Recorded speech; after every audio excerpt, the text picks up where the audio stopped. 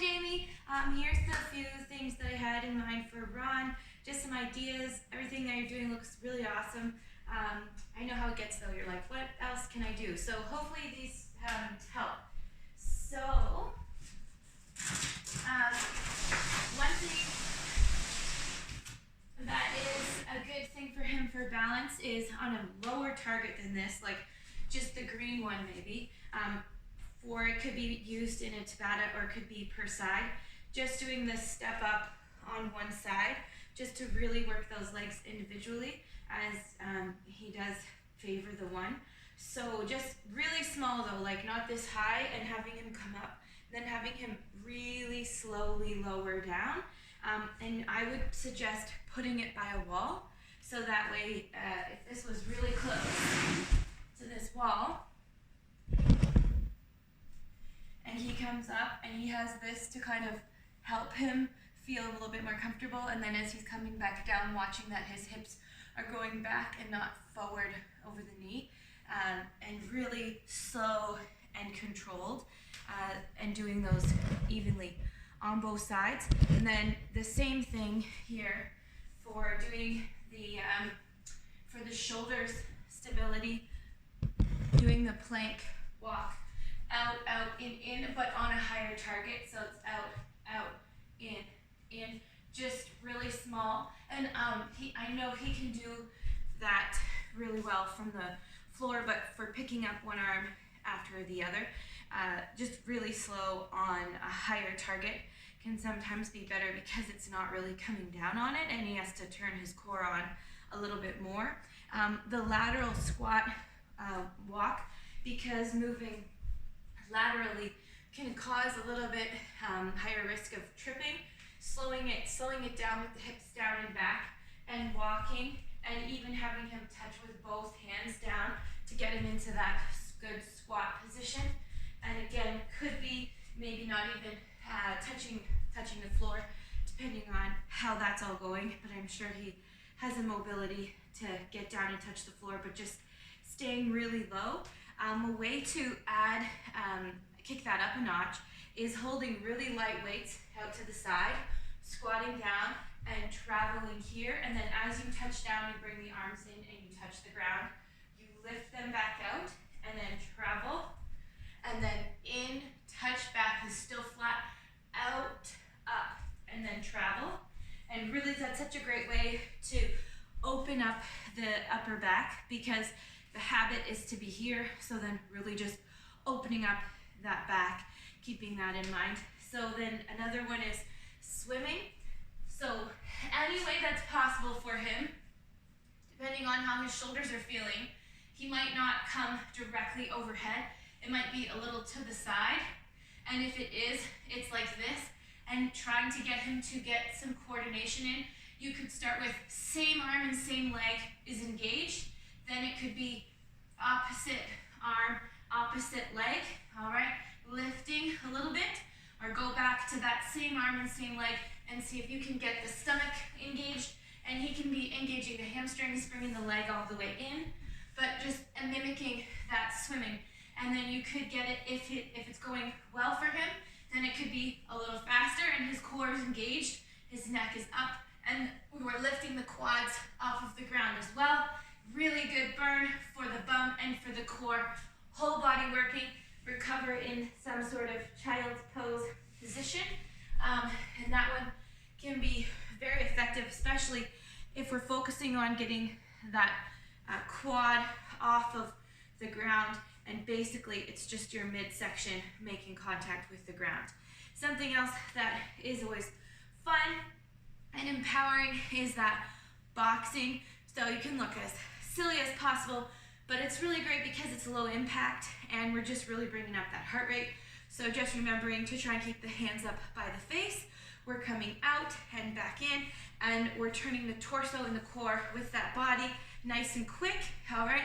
Boom, boom, boom, nice and fast, keeping those shoulders down and back as much as possible, and always making sure to come back in and recover by the face, and just punching as quickly as possible. Something else that's a little bit of a challenge, I know he can be nice and competitive with himself from the little that I know him,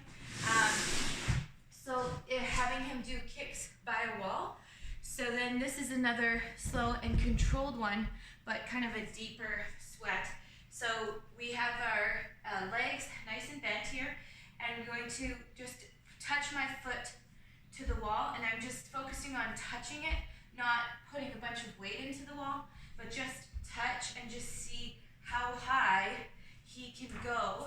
And it could be here, but really engage those glutes and just get him to go back and forth. And if he's feeling good, it could be a little bit faster, and getting those arms out is really good, but really challenging to get those glutes engaged and get it all the way up there. Even harder if the leg is straight. So just thinking about those glutes firing. And then fire hydrants are a really great simple one for him. Could be paired after he's done something a little bit, he's done his cardio, then he's done something like that in standing so that his heart rate's gradually coming down. And then we can go to the floor and the heart's a little bit more recovered. Then we're coming back down and everything's nice and tight and tummy's tight. We're not gonna dump the weight into one leg, and backing up, breathe, nice fire hydrants. He could go out, back, in, and down for a nice coordination challenge, and also a deeper burn in those glutes, which are very important for his dear body. So out, back, in, and down without dumping all of the weight. Be really clear on that, not dumping all the weight into that side, and doing those on both sides. And then for his deadlifts, something to work on with him is making sure that that back is in really good position. This is a really great warm-up for the deadlift, and just in this position, turning those hamstrings on and then coming all the way up. So that way you're easing in, and then his hamstrings are working, so he's not rounding his back to compensate or using his quads. So just getting those hamstrings really warmed up and then incorporating that deadlift. And if it's too much for the overhead for him, bringing those weights here to there, really great, bringing that target up, keeping that back nice and flat, but still getting that bit of resistance. I don't know if he has a resistance band, but for his chest, that would be really good. And just to notice is one arm really pulling the band apart stronger, but just going here really nice and controlled. Such a nice deep burn, and getting his body in the motions where the body is as big as possible. So just visualizing like big motions, how can his body be as long, as stretched out as possible, will be really beneficial to keep that going.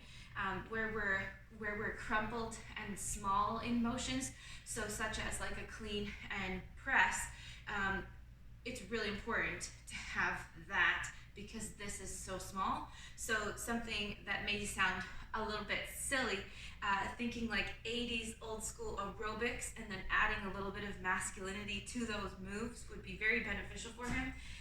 So really stretching it all out, so all the way out, working on that balance, breathe, and just working on those adductors muscles and getting that leg to come away from the other leg because it's going to be a little bit smaller. And just thinking about how to make that body as big as possible. For him, that's really going to burn even without weight, but you could add lighter weights to it and make that nice and big.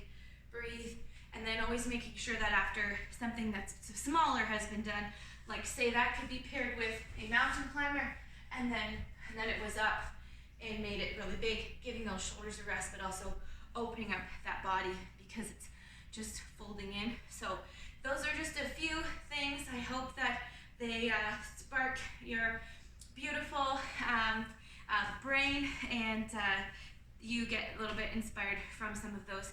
Take it or leave it. Great work with him. Very, very good as always. I could keep going on, but the video is already hard enough to load. So this is for now, and then I can do another one and send you some different ideas later. Have a great day.